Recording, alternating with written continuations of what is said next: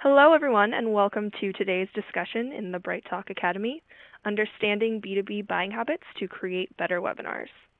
My name is Taylor Freitas, and I'm on the content marketing team here at BrightTALK. And today we are joined by Rob Arnold, who is the Principal of Connected Work at Frost Sullivan. So in today's session, Rob is going to discuss the results of a recent study conducted by Frost Sullivan around how B2B buyers use online content leading up to a purchase decision. And then following that, I'll be back to share with you how you can use those insights from the Frost & Sullivan study to develop the content that your audience needs and wants. So I'm going to hand the mic over to Rob in just a second here, but please bear with me while I cover just a few quick notes about this presentation and the BrightTALK platform. So first of all, today's webinar will be available on demand after we wrap up live, and that will be accessible through the same URL you're on right now. Please feel free to share that link directly or by using the social sharing icons. You should see those at the bottom right of your player. And then we've also added some attachments. Those are available through the Attachments tab at the bottom of your screen.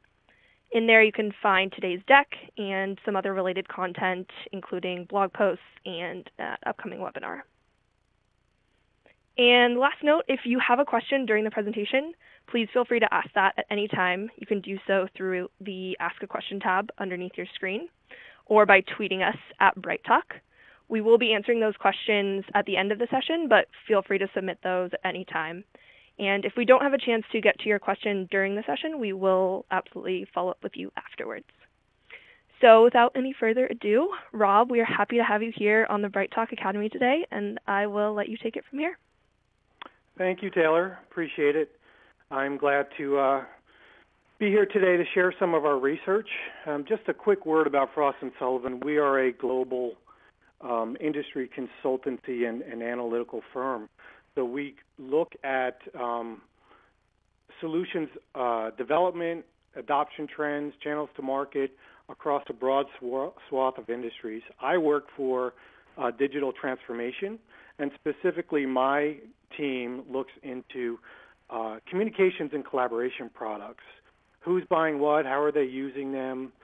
We do market shares, and we have a qualitative wrap around a lot of the numbers that we develop. As part of our research here at Frost into the adoption and usage trends for business collaboration products, we also look into the behaviors of business buyers. How are they using these products? And what do they expect the benefits to be? And we wanted to share our results of our research because we thought it would be useful for B2B marketers.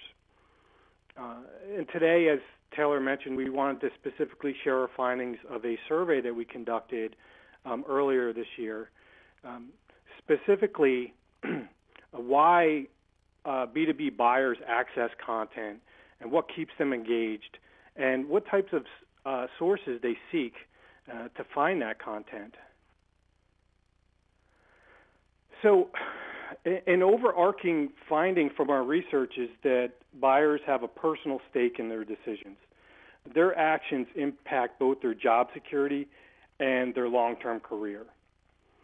With this in mind, it's important to recognize that researchers are therefore diligent in how they uncover information as they strive to make the best and most informed decisions for not just their organization, but for their careers. Much of the information we are we are going to ask a quick polling question before I share some of the stats that we developed, because we thought it would be interesting to compare the two. So our poll question today is, whether or not your content is geared toward your prospects' long-term or short-term interests, or both, because we actually, in our survey, asked over 1,000 people what they thought their habits were. A lot of people don't actually spend the time to sit back and think about how they spend their time in research. In other words, how are they prioritizing their evaluations? Yeah, Rob, and I'm I'm curious to see the answers we get here because Frost did poll the consumers of content, so I'm excited to see what our marketers have to say and kind of how they're gearing their content. Okay. I think it would take me about 30 seconds to answer this, so is it safe to move forward? Yeah. All right. I see we're getting we're getting all kinds of answers here. Good mix. Okay. We're split between short term and long term, and then both is kind of in the lead right now. So Rob, I'll let you carry on. Okay. Can you display the results? Yeah. I'm not seeing that. They should be displayed just now for our audience. Votes from audience. Interesting. Okay. 14% of content is geared toward short-term interests, and again, 14% is geared toward long-term interest, with a vast majority geared toward both. So how do I click back? Okay, there we go. Okay, here's our results from our survey. This is a poll that we conducted over 1,000 professionals, managers, team leaders, department heads from mid-market to enterprise in North America. And we asked them that same question. And it's amazing how well that matches up, particularly the green slice of the pie, the majority of the pie, that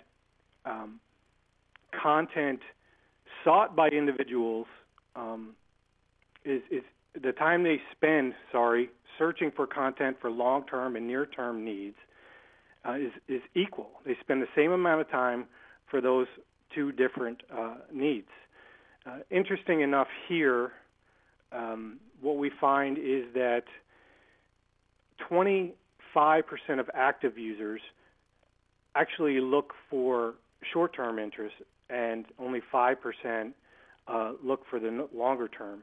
And that's fairly consistent split among users that are non-active or less active in their professional communities. Specifically, what we're talking about here in our research patterns and requirements, with respect to business purchases, we're looking more at durable goods or CapEx type of purchases, because the purchase patterns for consumable products is very much different.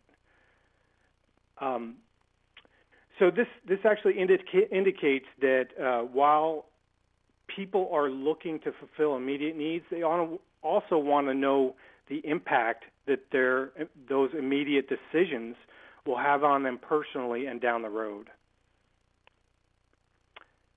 So let's take a look at the drivers for near-term research.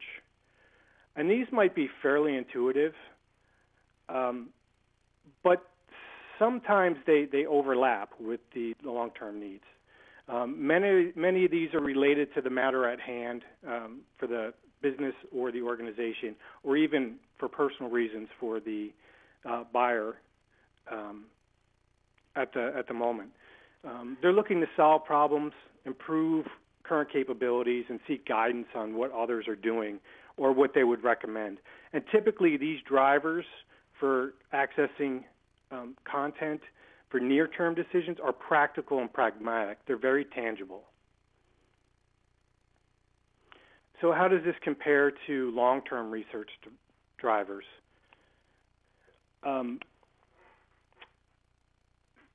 Well, if you look at this, it really is a stream of interrelated events that would cause people to look in the long term equally as they search for near-term needs.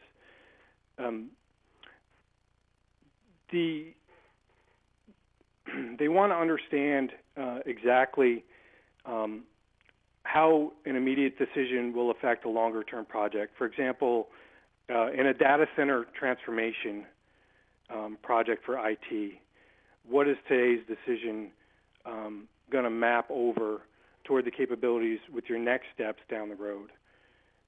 that's a long-term project, for example, or solving complex problems as technology or customer demands or business demands tend to evolve quickly. If you look at how fast some markets are moving, like fashion, for example, or mobile technology, what's here today might not be the latest and greatest tomorrow.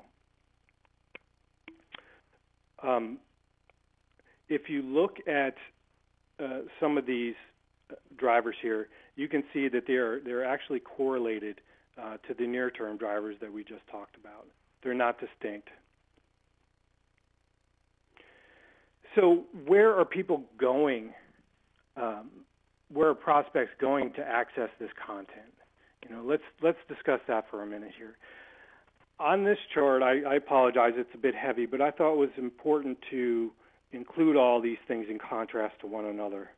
The first row, the first set of bars, information and news in my professional field of interest, to my mind, that's not actually a source. That's a topic.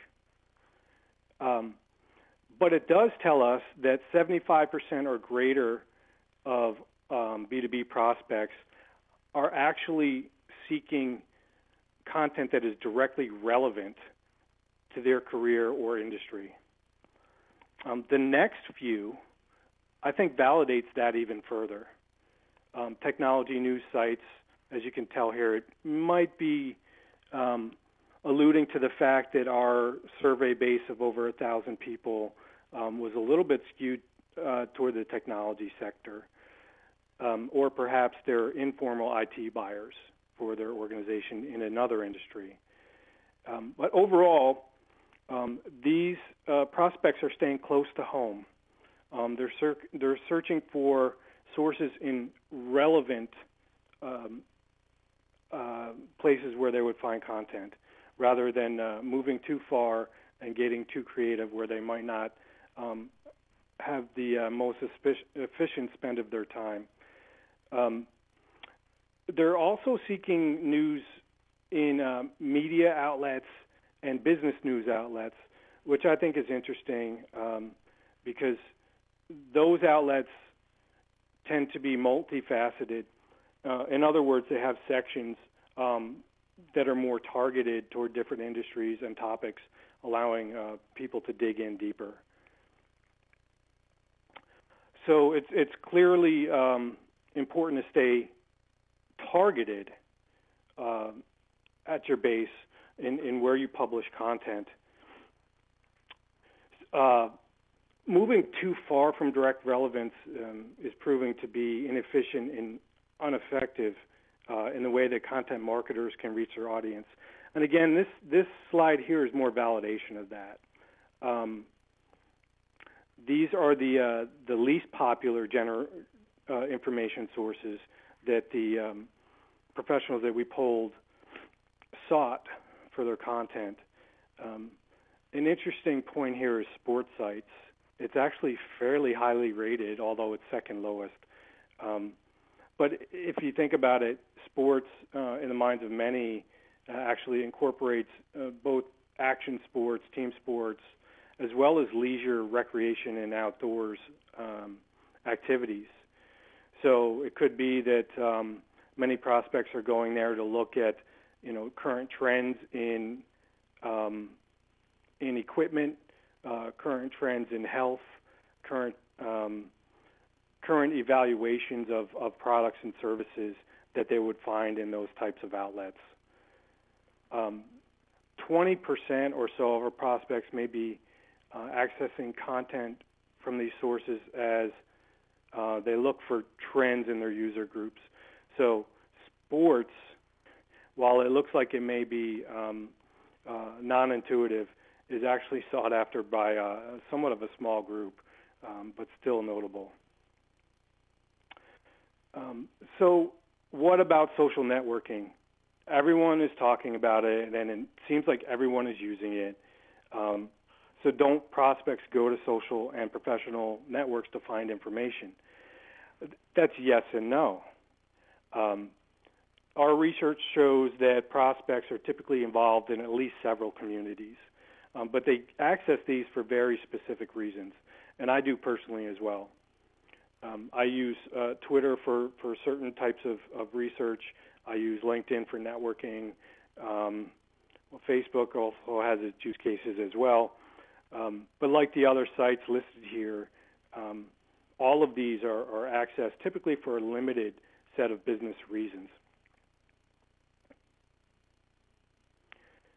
So finally, another hot topic is video. Everyone knows that video is a great way to share ideas and content. It can be interactive. It can be engaging. Video, as most of us know today, is no longer nice to have. It's a must-to-have in marketing efforts. We looked at video access by user type, again by non-users, less active users, and active users. And there was a notable difference here. There's a direct correlation between activity level and propensity to access video content. And what we're showing here, these statistics are for active users. A majority of active users seek out online videos, live stream video, and business-related videos, such as how-to or product demonstrations, and even video brochures.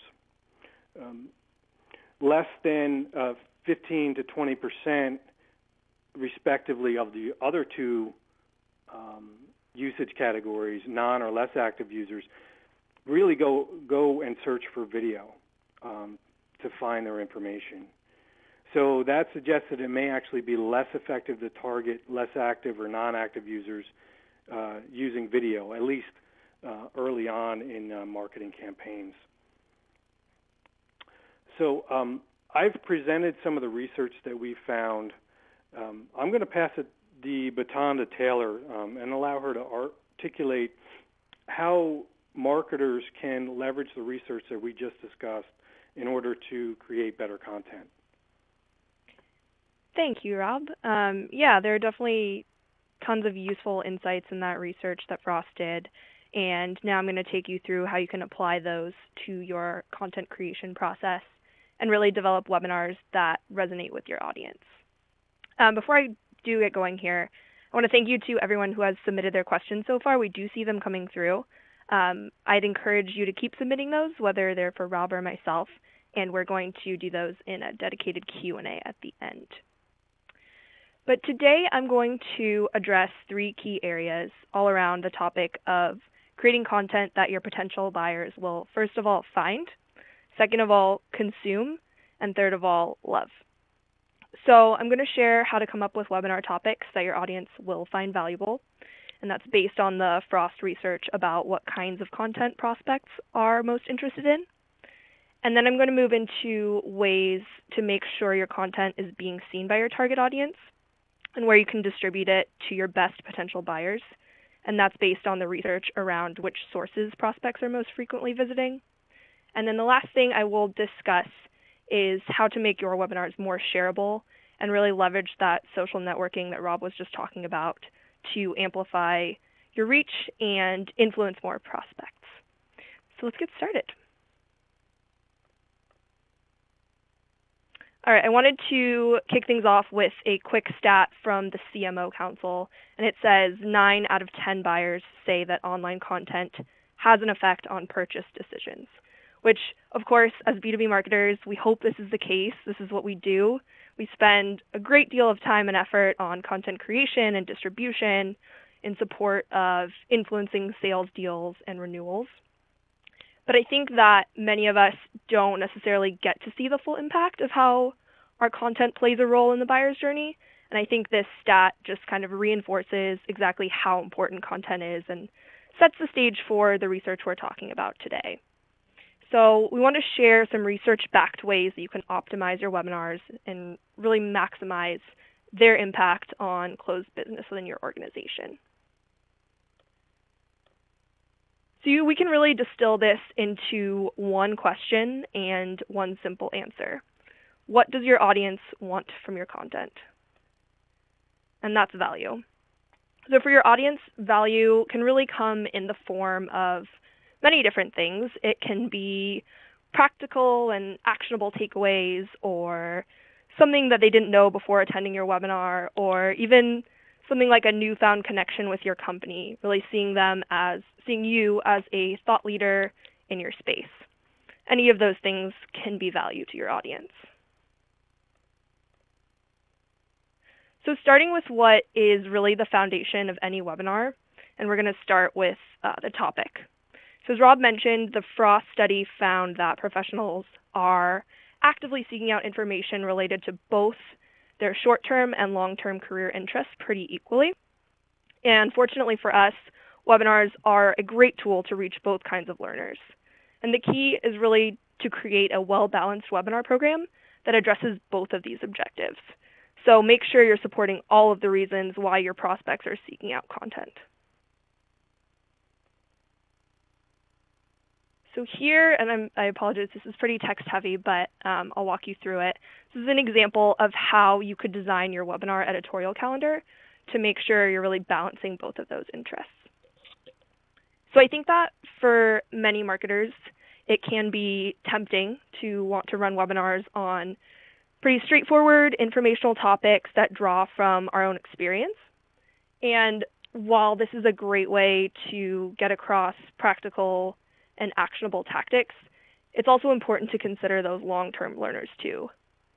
So starting on the left side of this chart under the short-term interests, I've just outlined a few of the motivators for short-term research, along with a few examples of webinars we've run here in the BrightTALK Academy that fit within those specific goals. These are really just examples, just to kind of provide more context and clarity to those drivers. So walking through the chart, provide a bit of context and show how these webinars tie into the associated research drivers. So the first one we have here is solve existing business problems. What works here is really identifying common pain points and challenges your prospects are facing and giving them practical ways to address them. So this example I included, creating marketing videos that guarantee ROI. We teamed up with our BrightTALK Studios team and asked them to share some of their video expertise with our B2B marketing audience. And they were able to provide some short, snackable pieces of information that our audience could implement right away. And I think it's pretty valuable as far as addressing those existing business problems. Video's a really hot topic right now, but I feel like a lot of us are unsure of where to start or unsure of how to fully implement it. The second driver I have here is identifying job-related best practices. In this example, we revealed the results of a recent content marketing study, and we included, the benchmarks for success, popular tactics marketers are using, common challenges they're facing. So really identifying what their peers are doing and sharing what's working, maybe what's not, how they can implement those. And then the last driver I have here is improving current innovation or productivity. So similar to the last one, this is a pretty common reason why professionals seek out content, at least to me. And in this webinar, we talked about a few underused tactics marketers can use to promote their content and really increase their engagement, maybe things they weren't thinking about before, but can use with things they're already doing.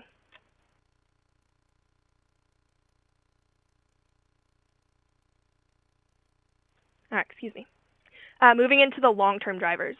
So running these types of events, the longer, more career development-oriented events, to me that really establishes legitimate authority for your brand, and it allows you to showcase your deep expertise or knowledge within a certain topic or your space.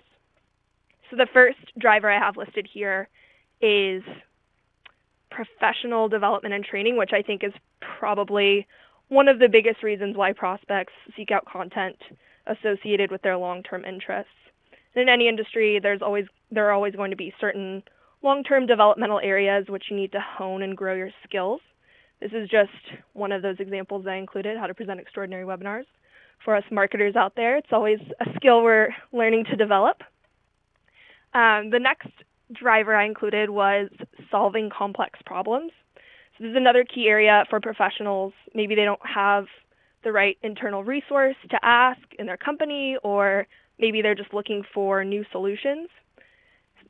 hosting a webinar like this can be a great way to reach those prospects and put your ideas and solutions in front of them. And then the last long-term driver I have here is the purchase impact on the organization. So this is more where your demos, your product-oriented content really come into play. But I think the key here is not just showing what your product can do, it's really illustrating exactly first how it can help solve your prospects' biggest challenges. So it's more, instead of here's what we can do, it's here's how we can help you by showing you what we can do. So I know that was a lot, but those are just some basic ideas to get you thinking about what kind of short-term versus long-term topics you can apply to your webinar programs. But of course, I'd also suggest going straight to the source to help you shape up those ideas. And one of the best, or the actual best ways to generate new topics is by letting your audience tell you what they're interested in or what they care about. So here are just also a few quick ideas for ways you can do that. I'd start off by saying, anytime you run a webinar, always provide your contact information at the beginning and end of your session. Encourage your viewers to get in touch with you. We've had audience members reach out on LinkedIn, Twitter, email, you name it, and we've started some pretty interesting discussions, and I think really found out what's important to our viewers and been able to shape that into upcoming webinars and other types of content. It's always great to get a different perspective. The second thing I've listed here is asking for feedback and topic suggestions after webinars. So pay attention to what your audience is saying during, before, and after your webinars. It doesn't just come in the form of straightforward feedback, but it can also be reflected in the ratings they provide and the questions they ask during the session. And don't worry, you'll hear me ask for your feedback and ratings as soon as we wrap up today. I've already been asking for your questions. Love to get those. Can't wait to hear your feedback. The third suggestion I have listed here is surveying your audience. Something that should be done less frequently, but you can always ask your audience directly what they want with a quick survey. This can be anything from an informal email to something a bit more structured. We are actually doing a webinar on this topic next week with Frost. That is in the attachments if you want to save your spot. But it's a pretty interesting topic, and we're going to get really into the details of 3 different kinds of surveys, which are web-based surveys, phone-based surveys, and focus groups. So if you're interested in that sort of thing, definitely save your spot. And the last thing I've listed here is consulting your customers, because who represents your target buyer better than your existing customers? And I think that the benefit here is really twofold, because they can help you understand what content they need as customers to help further your customer marketing efforts, help push those renewals, turn your customers into advocates, and they can also tell you what content they liked or would have liked during the purchase process before they became your customers. So you can really keep building that relationship and ideally grow those accounts by providing what they need and listening to them. Okay, so I'm going to jump a little bit ahead in the process here. So we're going to say you've determined your topic using this research. You're working on the content. You're super excited to get your webinar out to your audience, but then there's a little problem. 65% of B2B content goes unused. And this stat you may or may not have heard before. It's from our friends over at Kapost. But after spending all this time looking into the drivers of why prospects access content and really basing your webinar around those findings, this is something we absolutely positively need to, want to, must avoid. So how do you do that? And the answer is by making sure you're getting your webinar in front of the right audience right away. We saw in the Frost research that 77% of B2B buyers are first and foremost looking for content that is directly relevant to their profession and or industry. And that finding to me is really, I think Rob said, no surprise, it's pretty intuitive, but it is a little nugget of insight we can use to inform our webinar strategy. So knowing that it's essential to place your content on those professional sites where buyers are researching. They could be anything from community forums to social media groups, LinkedIn groups, to industry blogs. I mean, there's tons of options out there, but the key is really just understanding which of those professional sites your best buyers are on and making sure your content is available to them there. One of those sites is BrightTALK. Our platform has 81 communities. We have 4.7 million B2B professionals researching, accessing webinar and video content, all related to their job or industry. So if you are a marketer running webinars, adding your content into one or more of those communities, you know you're putting your message in front of thousands of potential buyers in your space. In communities like BrightTALK, they offer more than just content, though. They provide a place for professionals to gather, to learn from experts and their peers, and be social, which, as Rob mentioned, is important to these members. They're quite active on social media. I think more than 90% of them have a professional profile on LinkedIn. So pretty key to be on sites like these where you know your buyers are, you know they're active, you know they're engaged, they're actively researching, talking to each other, learning from experts. Pretty important. That's just a few ways you can take advantage of that social presence. Right now I'm going to play off that social networking aspect and highlight social sharing. So leveraging the network effect on social media where your buyers are active is a hugely important way that you can influence your potential buyers without being perceived as overly self-promotional. And there is a stat out there that has really stuck with me since I heard it. It's from Cision. It says that one word of mouth impression, is 5 times more effective than a paid ad alone. And this type of promotion really lets your fans or your advocates work on your behalf to get more exposure for your content, to reach further to their networks who you may have not been able to target before. But how do you get your audience to actually share your content? That's the key question, right? The most important factor is, of course, the quality of your content. I've listed 5 characteristics here of quality shareable content. I kind of see this as a checklist to run through before you're creating your webinar, and then also sort of as an audit after you've delivered the live event. Was your webinar all 5 of these things? That's really going to make it shareable, and it just kind of lets you know, was it quality? Was it something that your audience is going to get value from? So I'll run through these pretty quickly.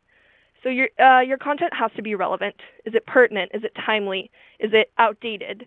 No one wants to hear the same figures and research over and over again. That does nothing for your audience. Secondly, is it clear? Shareable content is targeted at a specific audience, and it gets its message across concisely, succinctly, easy. Third characteristic of shareable content, is it provocative? This is kind of a weird one, but it really means, is it challenging? Is it creative? Does it engage your audience? Does it bring about something that they haven't seen before? And then, is your content relatable? Your audience should be able to connect with your content. It should be useful to them.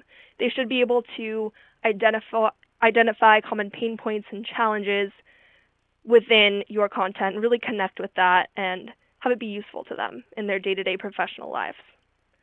And the last characteristic here, is it actionable? So it should be encouraging, should be guiding.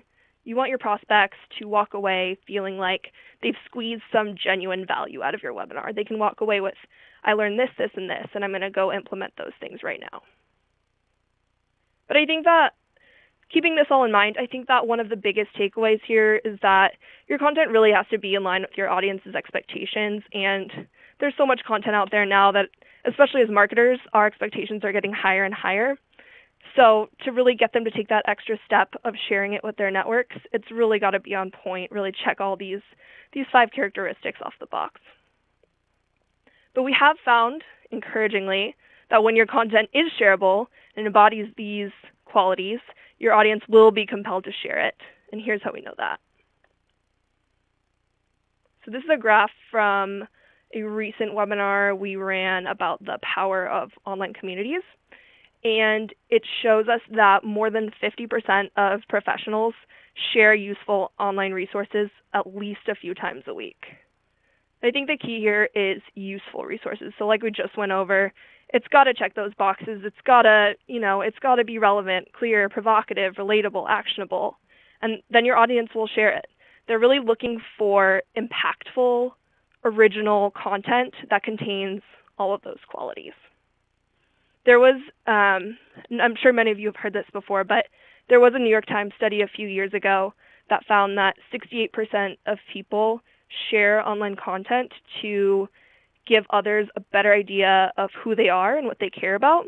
And what they share really reflects who they are. So they're probably not going to share any subpar content because that's really a reflection of who they are. They want to appear smart, knowledgeable, experienced in their professional field. And I think showing that they consume insightful content is one of the ways they can subtly do this. So given that the quality of your content is there, which of course it is, you're a savvy B2B marketer, you watch webinars, you consume content, there are a few tricks to getting your audience to share your webinar, and I'm going to share a couple of those right here. Really, the key to all of this is making sure it's as simple as possible for your audience to spread the word about your content. Like any other call to action, whether it's an email, a landing page, whatever, the fewer steps they have to take, the better, the more success you're going to see. So the first suggestion I would say is having one centralized landing page is critical. Your audience should have a single place where they can register for your session, where they can go to attend the live event, where they can watch the on-demand recording. So this means the URL should remain the same before, during, and after the webinar. It just makes it that much easier for not only your audience, but also your team to promote, stays consistent. We like it that way. And then the second idea here is to really minimize the effort it takes for your audience to share, like I just mentioned. Plant those colorful social media sharing icons in a prominent place on your player page. You'll see ours just below the player, as I mentioned earlier. Stick to the logos here. It's just one less thing your audience has to think about. They see it, they know exactly what it is, they know what it's going to do.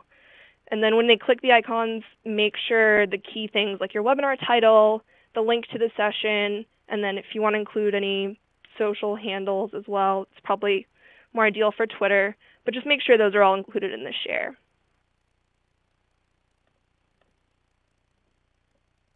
All right, so wrapping up my section here, just wanted to lay out a few of the takeaways we have from the Frost research and the tactics you can implement based on those findings. First things first, you should strive to provide that balanced mix of webinar content because we know that prospects are looking for content that addresses both short and long-term career interests. It's absolutely key to offer that portfolio of content that supports both of those objectives. You'll capture both of those learners, which are often in the same person. And secondly, really truly understand where your audience is researching, places like BrightTALK or social forums, industry-oriented blogs, those types of places. But once you've identified those places, it helps you ensure that your content doesn't go to waste. It's being pushed in front of the right people at the right time when they're researching.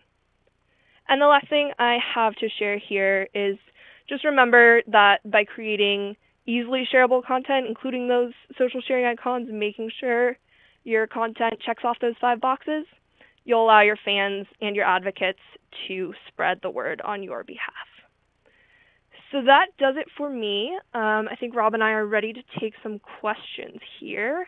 Let me see what we've got coming in. All right. Oh, I do see a question. Will this webcast be recorded?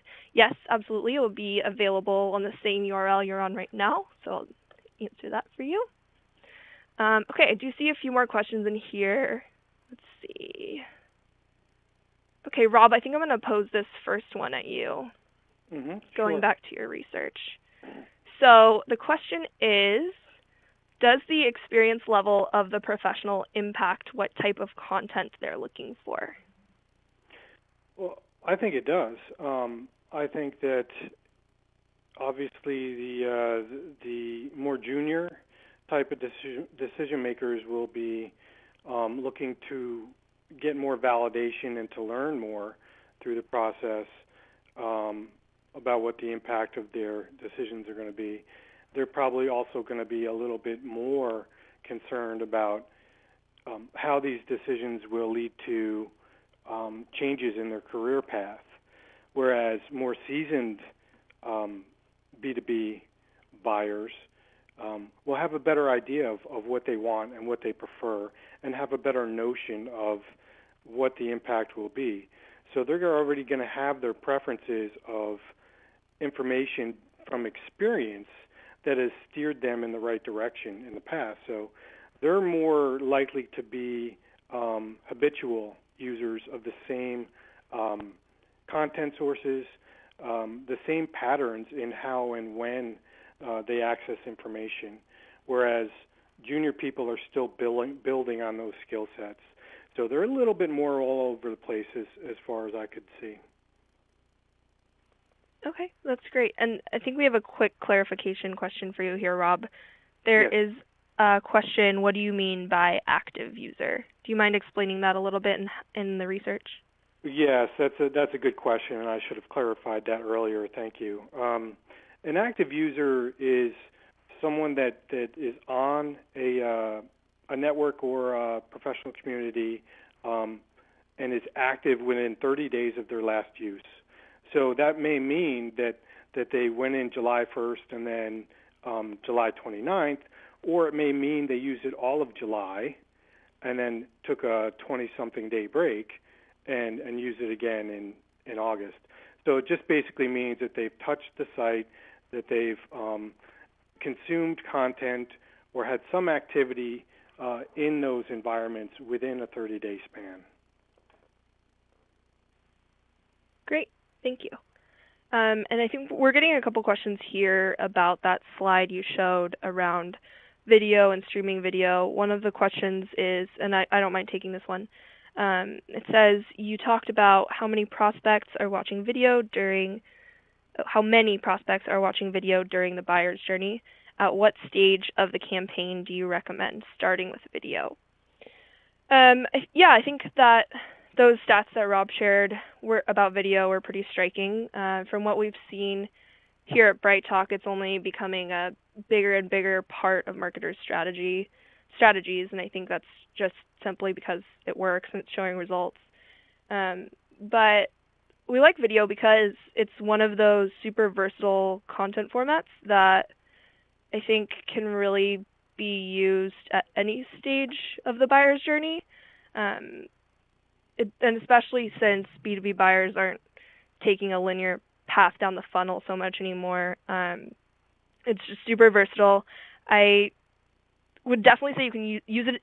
To answer your question, I would say you can use it at any stage. But if you want to start out with some basic 2-minute, maybe animated product overview videos, you can use those to explain to anyone what your product does, how it helps your customers. You can include those ungated on your product pages or your home page, wherever you'd like to place that. And those are also pretty versatile. You can use those all over the place on, like I mentioned, product pages, home page, blog, social, wherever. And then I think you can move a little bit further into more advanced topics with your video. So whether that's customer case studies or longer, more in-depth product demos, I think that would be a good place to follow up with that. But yeah, video is one of those content formats that these days you can really use anywhere. Okay. I think, Rob, we've got another... Oops, sorry, go ahead. No, you wanted to add to that? I was going to jump Please in do. and try to steal this next question, actually. Oh, go for it. Another question on video. Yeah. You showed a slide that had video streaming content. Is this more preferred as opposed to traditional slide deck webinar? I think it really depends on the intent. Most stream videos and most videos in general are very short and very concise in the information that they're conveying. Webinars, on the other hand, provide a lot more room for breadth and depth. So if you want to just, target one specific topic or train of thought, a streaming video is good. If you want to add value and color all around the edges of that, then a webinar is probably a better format. That's great. Thank you for jumping in and tackling that one. Yeah, we were getting a few questions around here about video, which makes sense to me since it's one of those topics and formats that keeps coming up and is getting more and more popular. But I think that's about it for our questions here. If you have any more, absolutely feel free to reach out. You can see our contact information there. We've loved having all of you on the BrightTALK Academy today. Please do leave us some feedback, what you'd like to hear more of, what you enjoyed. We'd be happy to hear that and take that into consideration for our upcoming webinars on the Academy. Thank you all for joining today, and thank you, Rob. Thank you. Pleasure. Bye. Bye.